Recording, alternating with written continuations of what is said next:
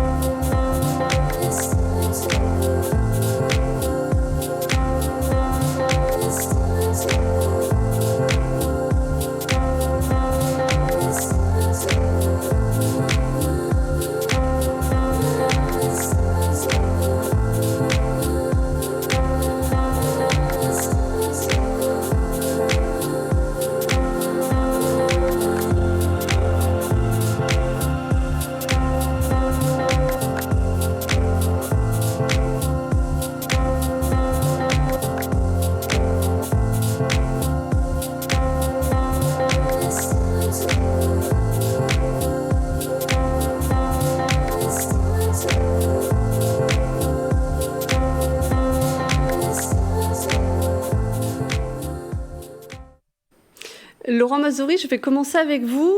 Donc Saint-Quentin-en-Yvelines, on l'a vu dans le sujet, a soutenu 4 athlètes de 3 sports différents. Est-ce qu'il y a eu une sélection pour ces soutiens ?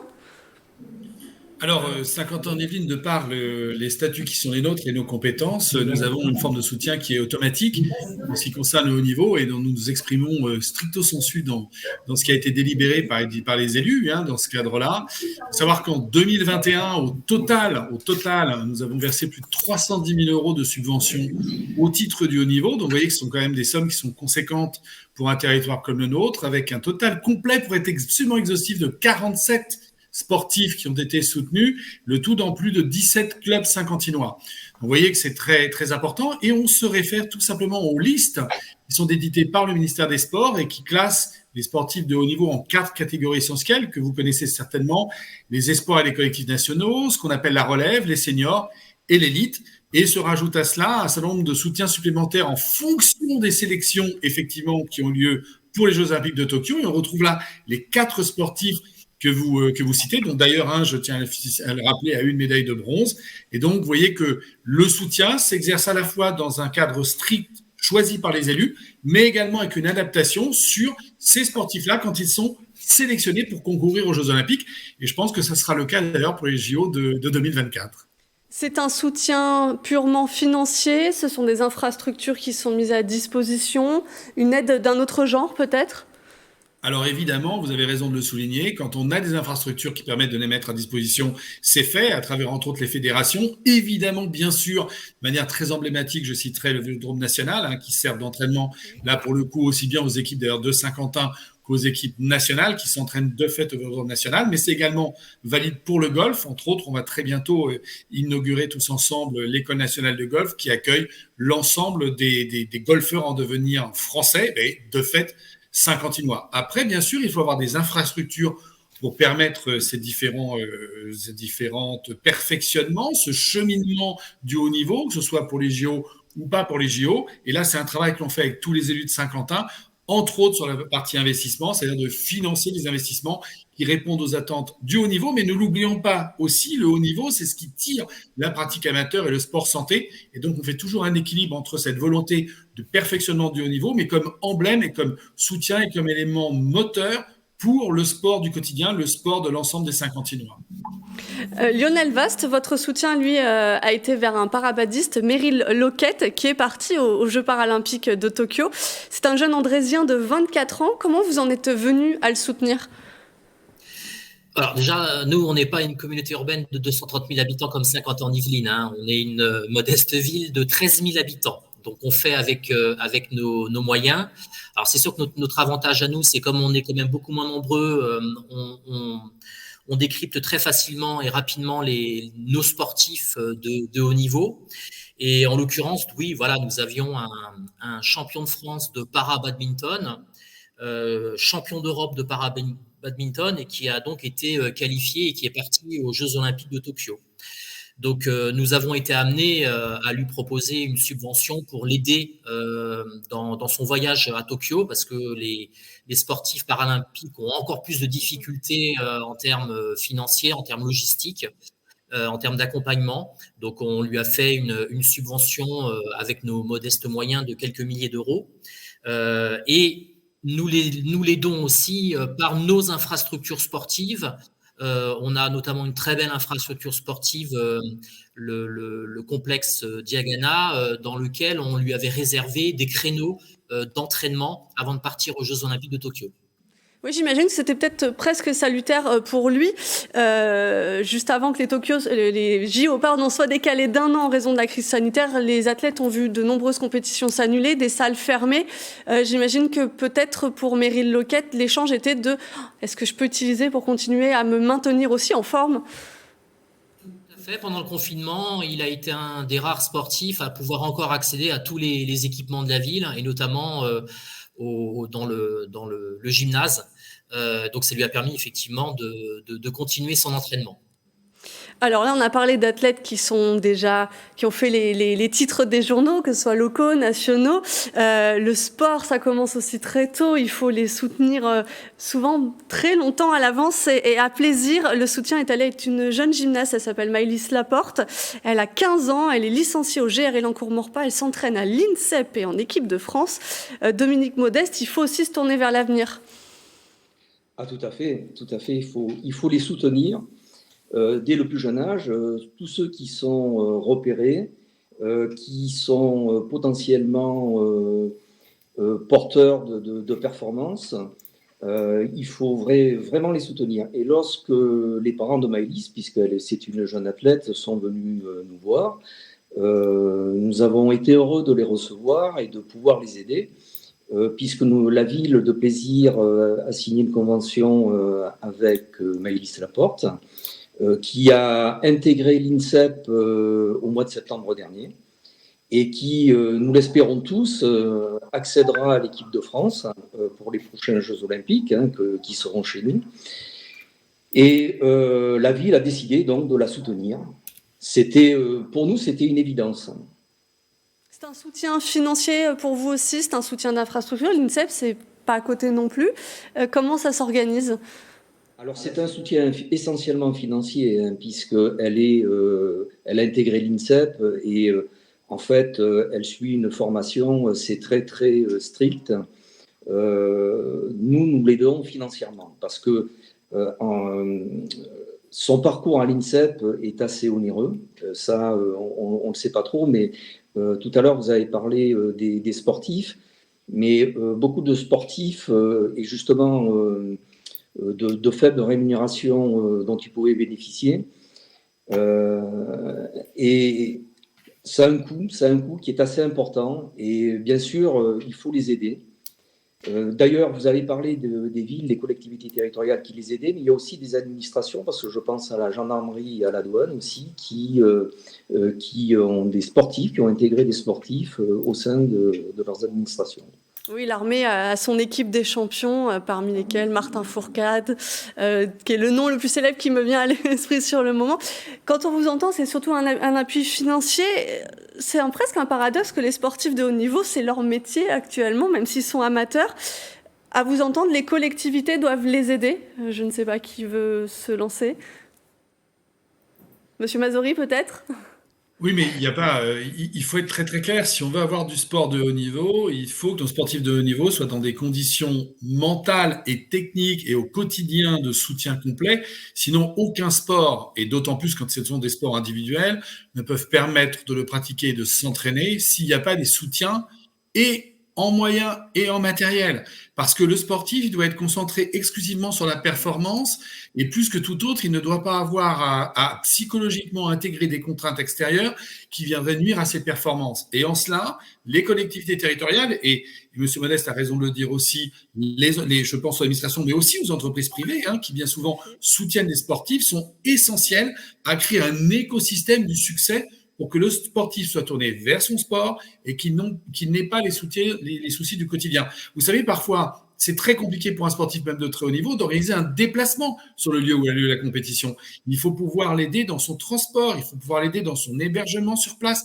Bien ça, s'il n'y a pas effectivement aujourd'hui et des entreprises et des collectivités territoriales derrière elle ou lui, il ne pourra pas le faire. Et c'est valable, bien entendu, de la même façon pour le handisport. Si demain, nous ne soutenons pas une sportive, je pense à Cécile Saboureau, par exemple, à Saint-Quentin, eh bien, probablement que Cécile sera en difficulté pour faire les performances qu'elle est en possibilité de faire pour les Jeux Olympiques Paris 2024. Et cela, c'est valide sur tous les niveaux de sport. Ça marche aussi sur le sport par équipe, par exemple. On n'en parle pas assez, mais on a aussi des équipes, je pense d'ailleurs, et je salue mes amis de plaisir pour la partie rugby, on a aussi des grands clubs sur nos territoires. Si on ne soutient pas ces sports par équipe, Saint-Quentin, c'est plus de 113 500 € de subventions financières, eh bien, nos équipes ne seront pas, pour le coup, c'est le cas de le dire et sans jeu de mots, au niveau. Lionel Vast, est-ce que quand vous signez un partenariat avec Meryl Lockett, il y a une obligation de résultat où vous êtes vraiment là pour l'accompagner et qu'il puisse être au plus haut de ses capacités ? Alors, à notre niveau, donc une commune de 13 000 habitants, il n'y a pas d'obligation de résultat. Le résultat, il est déjà là. Voilà, il est déjà à un niveau exceptionnel. Donc, pour nous, c'est déjà une très grande fierté. Pour compléter ce que disait Monsieur Mazori, le soutien ne se limite pas, bien évidemment, à des finances ou à la possibilité d'utiliser nos équipements publics. C'est aussi un soutien en termes de moyens humains. On a mis à la disposition de Meryl Lockett, champion paralympique, notre service de communication pour valoriser son image. Et nous avons bien évidemment aussi utilisé notre réseau politique pour justement contacter d'autres collectivités territoriales au-dessus de nous, et je pense à la communauté urbaine à laquelle Andrézy appartient, pour essayer justement d'approfondir ce soutien. Oui, Dominique Modeste, est-ce que aussi Maëlys Laporte devra être peut-être présente pour la ville de Plaisir aussi? On sait que Alain Bernard, quand il s'est engagé à la gendarmerie, il y avait des frais de représentation, des moments de représentation à faire. C'est souvent ce qui est signé avec l'armée. Est-ce que dans cette convention, il y a ceci, ou à 15 ans, vous la laissez encore évoluer dans son parcours d'athlète? Alors pour l'instant, on la laisse évoluer bien sûr dans son parcours d'athlète, parce que son parcours d'athlète se conjugue aussi avec un parcours scolaire, bien évidemment, parce que les carrières d'athlètes sont assez courtes et il faut aussi privilégier cette partie-là. Donc, nous ne lui imposons rien, bien évidemment. C'est une jeune athlète qui vient d'être détectée, qui s'entraîne donc, comme je le disais, à l'INSEP. Et si, bien sûr, nos espoirs reposent sur elle, mais je pense qu'il ne faut pas non plus trop leur mettre la pression. Il faut quand même qu'ils vivent leur vie d'athlète tranquillement et qu'ils puissent s'entraîner dans un cadre serein. Laurent Mazori, l'avenir, c'est Paris 2024. À Saint-Quentin-du-Midi, il va y avoir plusieurs épreuves se dérouler, dont celle au Vélodrome National, qui est aussi le siège de la Fédération française de cyclisme. Les partenariats ne vont justement pas s'arrêter là. Vous l'avez vite fait mentionner tout à l'heure. Alors, les partenariats ne s'arrêteront pas là, et c'est surtout que les Jeux Olympiques de Paris 2024, c'est un magnifique élan sportif, à la fois pour évidemment les athlètes, mais avant tout, et on y est très attaché pour nos populations, ça dépasse largement le cadre de Saint-Quentin-en-Yvelines, je pense que c'est un élan national, mais sur le territoire des Yvelines, on a une chance d'avoir beaucoup d'épreuves. Alors, on a cette chance d'avoir effectivement à Saint-Quentin, vous avez raison de le dire, 4 épreuves, mais en réalité, je ne peux pas trop en dire plus, mais je pense qu'on en aura même 5. Voilà, donc même si on n'a pas le droit de le dire, moi, je vous réserverai la surprise de la 5e épreuve qui sera vraiment encore plus populaire, si tant est que c'est possible, que les 4 autres. Parce que ce qui est important, c'est que derrière les Jeux Olympiques, il y a le sport, il y a l'aménagement du territoire, hein, puisque évidemment c'est un investissement important en termes d'aménagement, et il y a la partie héritage. Et vous savez que la partie héritage, je crois que mes 2 collègues élus, ils sont très attachés, c'est que c'est aussi une manière de donner ensuite à l'ensemble de la population des infrastructures, un élan sportif qui permet de bénéficier à tous. Et on est très loin en cela de ce qui se passait il y a encore une quinzaine d'années, où bien souvent on critiquait les Jeux Olympiques dans d'autres pays en disant mais qu'est-ce qu'il en reste? Et il en restait souvent des équipements à l'abandon, des sports qui étaient peu pratiqués par les habitants. Paris 2024 et à Saint-Quentin-les-Yvelines et dans les Yvelines, bien, ce seront des équipements, d'abord une grosse partie existe, et ceux qui n'existent pas, je pense à la commune de Lancourt, seront demain ouverts au grand public pour que tout le monde puisse pratiquer le sport à son niveau. Il n'y a pas de grand et de bas sport. Tous les sports sont bons, ils doivent tous être pratiqués quel que soit son niveau. Et là, nous, les élus locaux, Monsieur Monet, Monsieur Vastel, nous sommes là pour ça, pour faire en sorte que ce sport, cet emblème du sport, puisse bénéficier au plus grand nombre. C'est en cela que Paris 2024 sera un élan pour le futur extraordinaire, comme l'ont été probablement les Jeux Olympiques d'hiver à l'époque où ils ont lieu en France. Et vous le disiez aussi, 47 sportifs issus de 17 clubs saint-quentinois subventionnés. Est-ce que vous allez chercher à en subventionner plus pour les années à venir, sans nécessairement parler de Paris 2024 ?